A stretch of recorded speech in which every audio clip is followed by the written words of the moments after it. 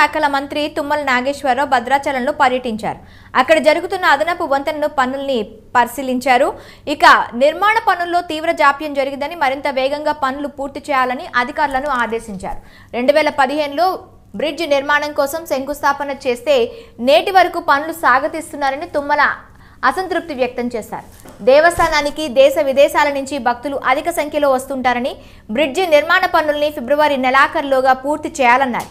Approach road నిర్మాణానికి మట్టి దొరకడం లేదని సైట్ ఇంజనీర్ చెప్పిన మాటలపై మంత్రి ఆగ్రహం వ్యక్తం చేశారు. మంత్రి కార్యక్రమంలో భద్రాద్రి జిల్లా కలెక్టర్ ప్రియాంక ఆలా, ఎస్పీ డాక్టర్ వినీత్, అలాగే అదనపు కలెక్టర్ రాంబాబు, వివిధ శాఖల అధికారులు పాల్గొన్నారు.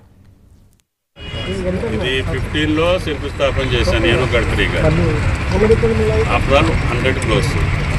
మరి మీ కంపెనీ 100 crores-ని 8 years 9 years కంప్లీట్ చేయకపోతే ఏమనుకోవాలి? మాట్లాడితే ఉపయోగం ఉంది. This is working season. మళ్ళీ వర్షాలు పడే లోపల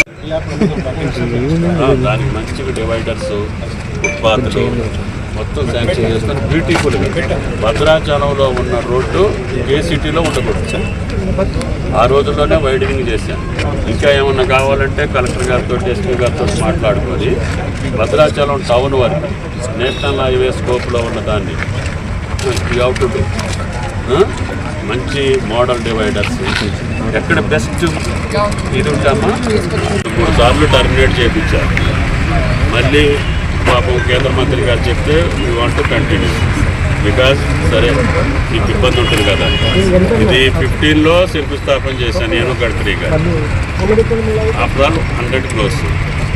మరి మీ కంపెనీ 100 crores-ని 8 years 9 years కంప్లీట్ చేయకపోతే ఏమనుకోవాలి?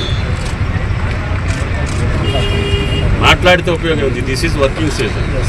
మళ్ళీ వర్షాలు పడే లోపల మళ్ళీ మీరు మాట్లాడుతా అంటే నేను లాస్ట్ 5 years లేను, లేకపోతే అట్లే ఉంది. అప్పటికి మా గిరిధర్ గారితో చెప్పి ఒకసారి